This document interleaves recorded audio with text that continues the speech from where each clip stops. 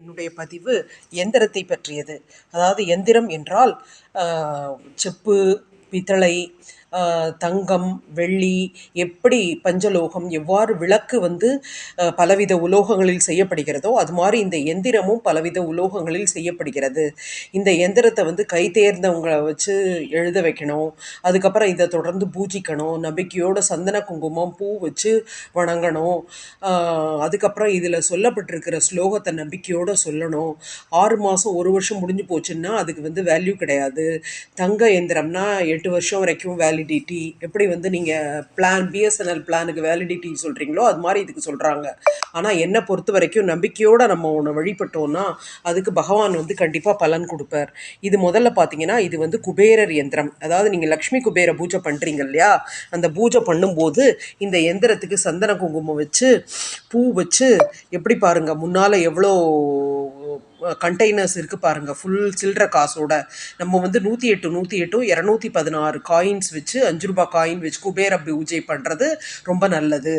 அதுக்கு அடுத்தபடியாக சகல லக்ஷ்மி குபேரர் எந்திரம் என்றே இருக்கிறது. அதாவது இதில் என்னன்னா குபேரர் எந்திரம் இதில் செவ்வகமாக சதுரமாக உள்ளது. இந்த குபேர லக்ஷ்மி குபேரர் எந்திரம் நடுவில் ஸ்டார் போட்டு சுற்றிலும் டிசைன்ஸ் போட்டு, அதாவது டிசைன்னு சொல்லக்கூடாது, அந்த லக்ஷ்மி குபேரருக்குரிய கோல வரைவு வடிவத்தில் உள்ளது. அடுத்ததாக ஆஞ்சநேயர் யந்திரம். ஆஞ்சநேயர் யந்திரம் பாருங்க, இதுவும் அவரை நினைச்சு சனிக்கிழமையில இந்த எந்திரத்தை வழிபட்டு முடிந்தால் இதே போன்ற கோலத்தை நீங்க பூஜை அறையில் போடலாம். ஒவ்வொரு கிழமையும் போட வேண்டிய கோலங்கள் உள்ளது. அதை பற்றி அடுத்த பதிவில் சொல்கிறேன். அடுத்தது இது பாருங்க, மகாலட்சுமி யந்திரம். இந்த மகாலட்சுமி யந்திரம் ஸ்டார் நிறைய போட்டு வருது.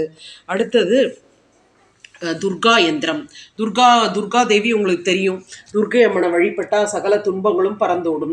இந்த எந்திரத்தை ராகு காலத்தில் நம்பிக்கையோட பொட்டு பூ வச்சு பராமரிச்சுட்டு இதில் உள்ள பின்னாடி ஸ்லோகம் கொடுக்கப்பட்டிருக்கும், ஒவ்வொன்றிலும் கொடுக்கப்பட்டுள்ளது. இதில் நாம் மகாலட்சுமி எந்திரத்தில் கொடுக்கப்பட்டுள்ள ஸ்லோகத்தை காண்பிக்கிறேன். யாதேவி சர்வபூதேஷு லக்ஷ்மி ரூபேண சம்ஸ்திதா நமஸ்தஸ்யை நமஸ்தஸ்யை நமஸ்தஸ்யை நமோ நமக. சதுர்புஜா மகாலட்சுமீம் கஜயுக்ம சுபூஜிதாம் பத்ராபநயனாம் வராபய கரோஜ்வலாம்.